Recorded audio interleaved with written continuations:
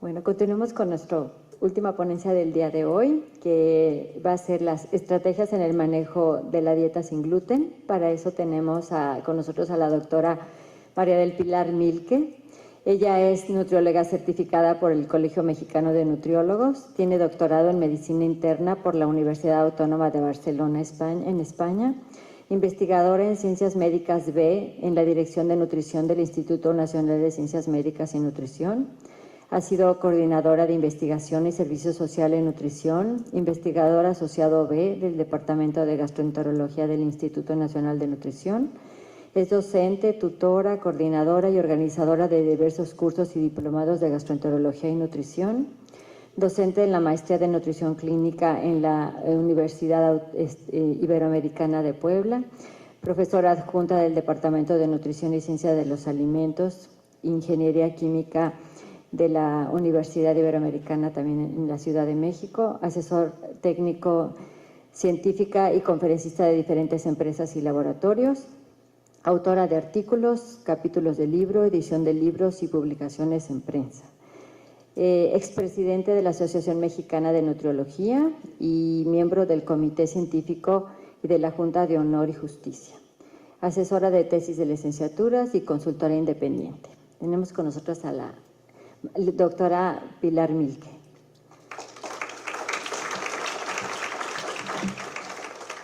Gracias, Pili. ¿Está lista tú?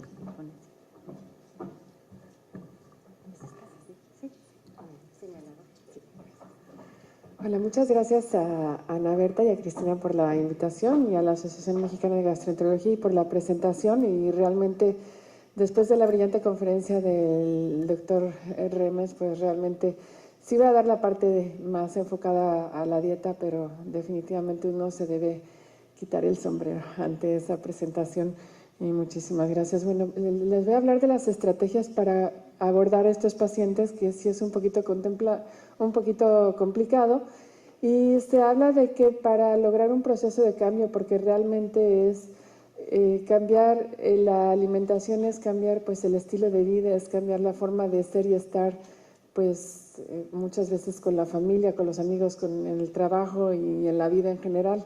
La alimentación es parte central del ser humano por su parte biológica, psicológica y social, y entonces el cambiarla pues implica mucho esfuerzo.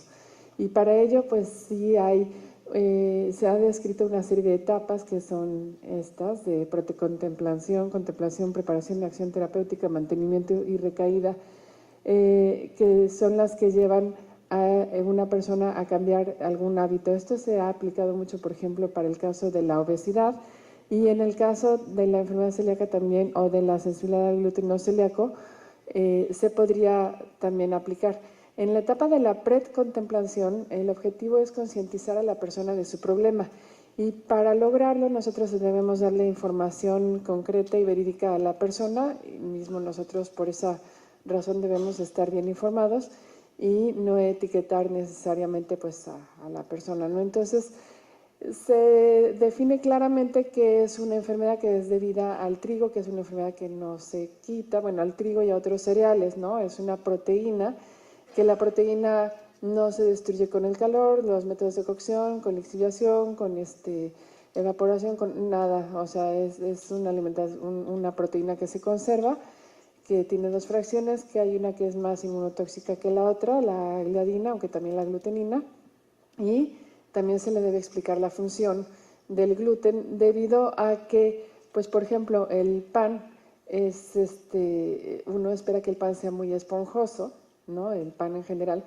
y la razón por la que el pan es muy esponjoso es porque justamente estas dos proteínas, la gliadina y la glutenina, se trabajan, se amasan con agua, y a través del amasado los puentes disulfuros se forman, y estos son los que permiten retener el gas. Por lo tanto, ese pan va a ser suave, va a ser esponjoso, y si no tenemos estas proteínas que produzcan estos puentes disulfuro, no se va a retener ese gas. Entonces, las características del pan no van a ser las mismas, el pan que no tenga gluten. Ya les voy a hablar más adelante de qué se elaboran estos productos, pero pues es una forma de decir, bueno, esta es la enfermedad, esto lo produce, y lo que se espera, puesto que se producen alteraciones a nivel intestinal, son todos estos síntomas que puede usted o no tener, diarrea, distensión, náusea, vómito, fatiga, cefalea. En niños son pues diferentes también los síntomas y los signos de la presentación, y muchas veces sí se acompaña de desnutrición, más cuando se tarda el diagnóstico. En el caso de nuestros pacientes con el doctor Remes, vimos algunos casos que se tardaban hasta 17 años en diagnosticarlo, que era una niñita que siempre estuvo enfermita con gases y era flaquita, la flaquita del salón, la pequeñita, y al final, después de 17, 18 años, se diagnosticó la enfermedad. Entonces, puede haber desnutrición, puede haber de anorexia, y la pérdida de peso pues sí es algo cuestionable.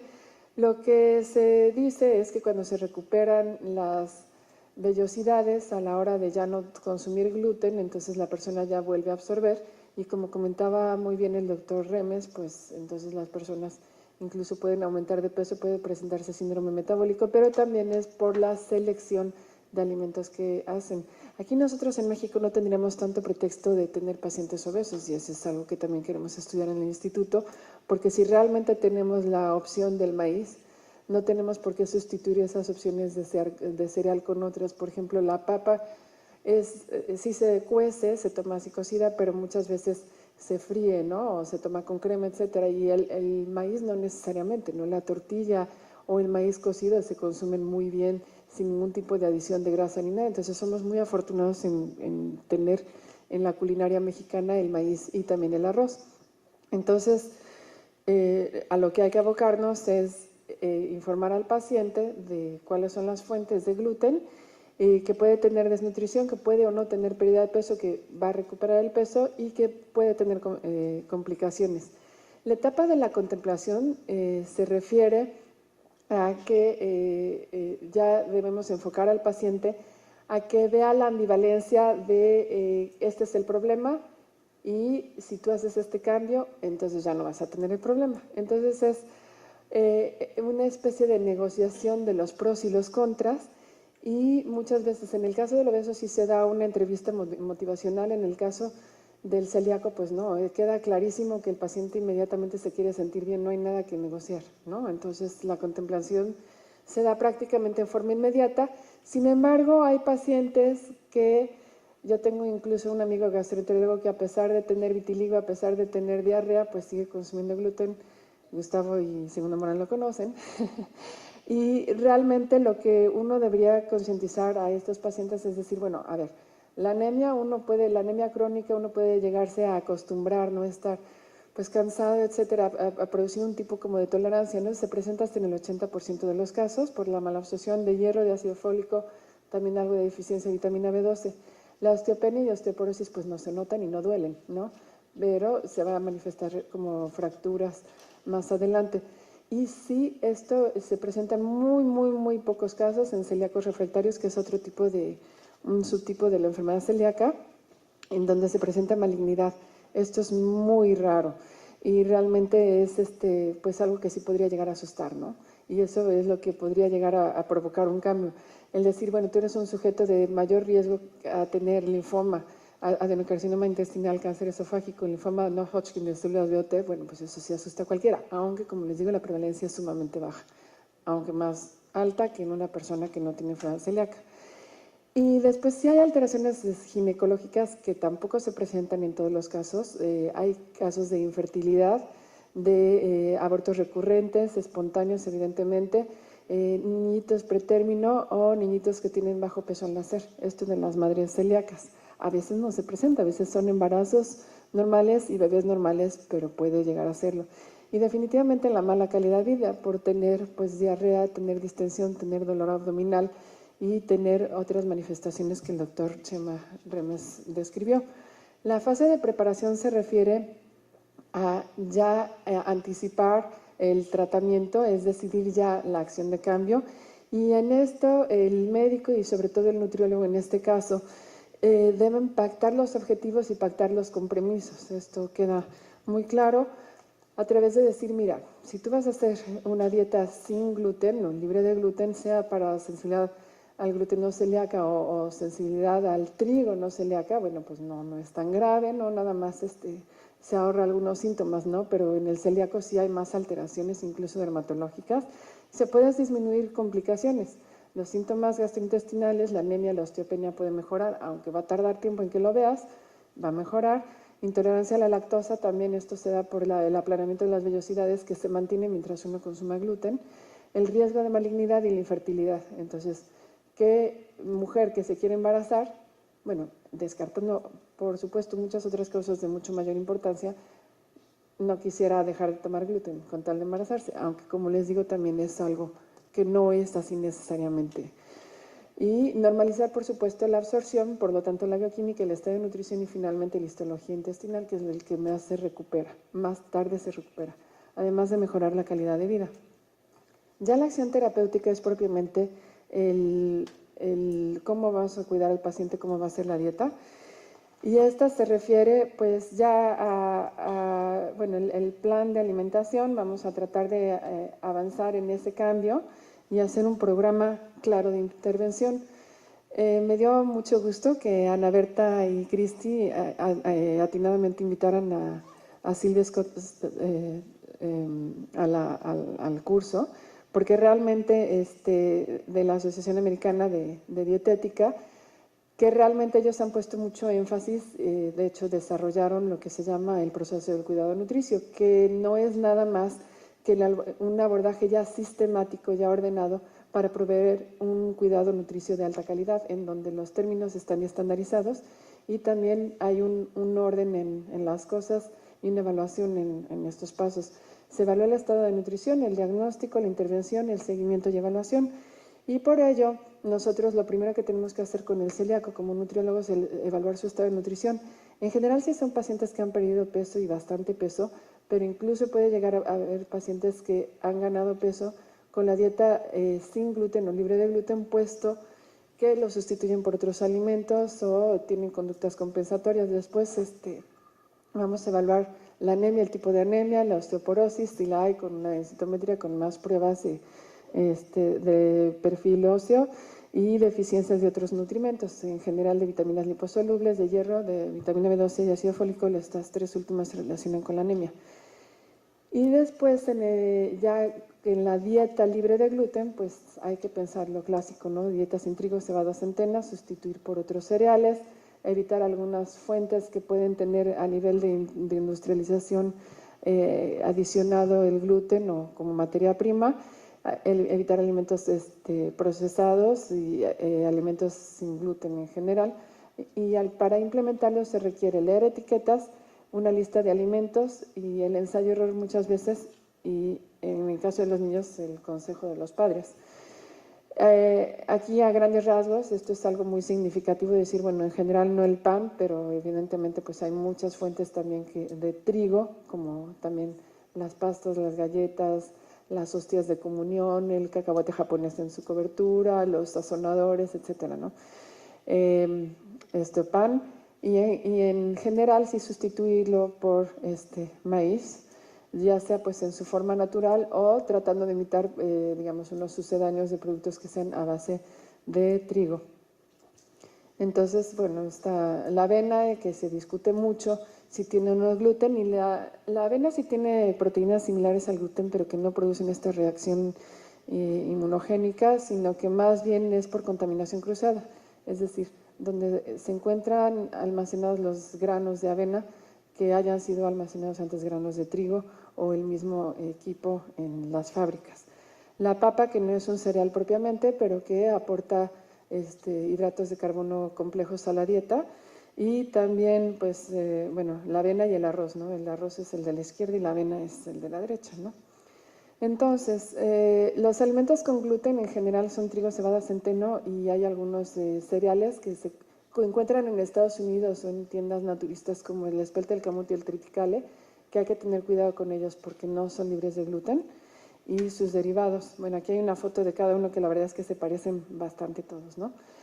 Y los alimentos, los cereales sin gluten o alimentos que producen hidratos de carbono complejos que sirven para la base de la alimentación son arroz, maíz, sorgo, mijo, que se consumen en África, el tef, el alforfón, la quinoa y el amaranto. La quinoa ahorita se ha utilizado mucho en México, sin embargo, pues también hay que tener cuidado, aunque no lo crean, porque todos los cereales tienen en común pues el almacenaje y que pueden estar en contacto.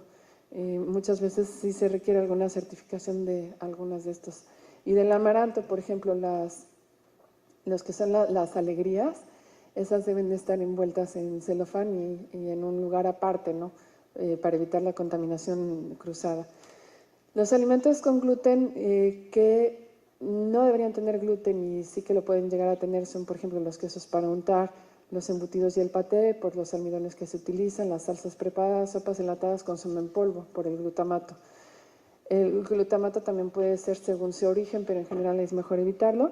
Y los alimentos que no tienen riesgo, la leche y los lácteos no tienen en ninguna parte de su proceso por qué tener gluten, a menos que sean algunos yogurts que estos tengan algunas mermeladas que sean preparadas con almidones modificados, no con pectina, y estos almidones modificados pueden no tener gluten, entonces eso sí requerían una certificación. Pollo, carne, pescado, mariscos, fruta, verdura, aceites y salmueras.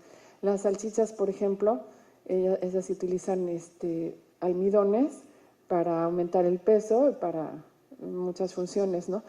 Pero el almidón puede ser de trigo y por eso hay salchichas que dicen sin gluten porque tienen un almidón que es derivado de papa. Entonces, realmente, pues sí hay que aprender a leer etiquetas, pero eso lo voy a abordar un poquito después.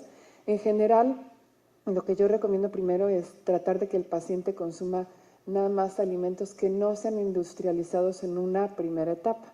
Eso sería más fácil. Ya después los industrializados tienen mucho valor, sobre todo el valor psicológico de no sentirse segregado, separado y pues no disfrutar de... Pues la alimentación es un satisfactorio, es el más inmediato que tenemos. Entonces, si se limitan tanto los alimentos, pues el paciente se puede llegar a deprimir y producir, como yo les decía, algunas conductas compensatorias de comer más de la cuenta de otras cosas que no debería estar comiendo. Entonces, para el paciente con enfermedad celíaca especialmente, sensibilidad al gluten no celíaca no es necesario, pero para el paciente celíaco el peso, los síntomas, la anemia, la osteoporosis son pues muy importantes de irlos controlando periódicamente de mano del médico y ocasionalmente se presentan algunas manifestaciones dermatológicas que no necesariamente también están acompañadas de enfermedad celíaca. Es decir, puede haber vitíligo sin haber enfermedad celíaca, pero a veces algunos pacientes pueden tener dermatitis herpetiforme, etcétera, y que estas crisis se relacionan con el consumo de gluten. En la fase de mantenimiento es donde yo recomendaría utilizar algunas estrategias para prevenir recaídas, y esto es evitar que el paciente se sienta segregado y tratar de involucrarlo más en la alimentación de todos, en la vida de todos, y que pueda tener satisfacciones a través de la dieta, ¿no? Entonces, hay unos análisis de dificultades de que, bueno, yo nunca voy a comer a la casa, yo trabajo fuera, cualquier cosa, ¿no? Habilidades y refuerzos positivos, como es más opciones, ¿no? De alimentación. Y por ello hay una serie de productos, cada vez más hay en México. Efectivamente, como bien decía el doctor Remes, el mercado de los productos sin gluten o libres de gluten ha aumentado verdaderamente a pasos agigantados como ningún otro grupo de alimentos, por moda y también esto, bueno, porque la gente cree que es más sano. Y sí es verdad que también se está haciendo un poquito más de conciencia entre los gastroenterólogos del diagnóstico de esta enfermedad. Sí es una gran ayuda para ayudar en el cumplimiento de la dieta. Y la palabra libre de gluten, que lo define la norma 086, es no exceder los 20 miligramos por kilogramo de producto. No es lo mismo sin gluten que el libre de gluten. Sin gluten no tiene nada y libre de gluten puede tener hasta 20 partes por millón. Entonces, un producto sin gluten idealmente también debe tener compensadas las mismas vitaminas y nutrimentos inorgánicos. Debe declarar el origen de los almidones, como yo les decía, por ejemplo, decir almidón de papa,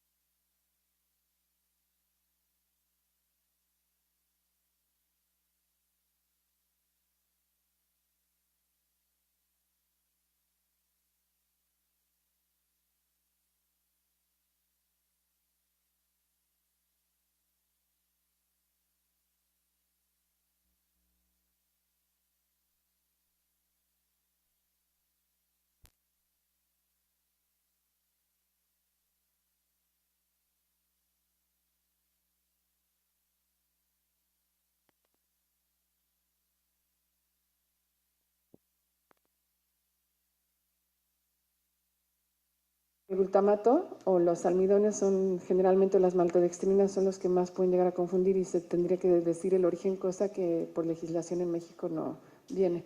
En Europa sí, porque están numerados y a partir de un número podemos identificar si viene o no del trigo o de la cebada o del centeno. Y como les comentaba del etiquetado correcto, bueno, pues también entran todo este tipo de variables, pero lo que es muy importante es la lista de ingredientes e instruir al paciente de cuáles son los ingredientes sobre los cuales debe tener una alerta específica para no consumirlos. La información ayuda mucho a mejorar el intestino, disminuye los síntomas, aumenta la calidad de vida. Y en el etiquetado estos signos deben ser claros, hay diferentes etiquetas como las que vemos aquí usados en diferentes países y también hay términos igual que como términos para describir los diferentes, el abanico de todo el espectro asociado al trigo, al consumo de trigo.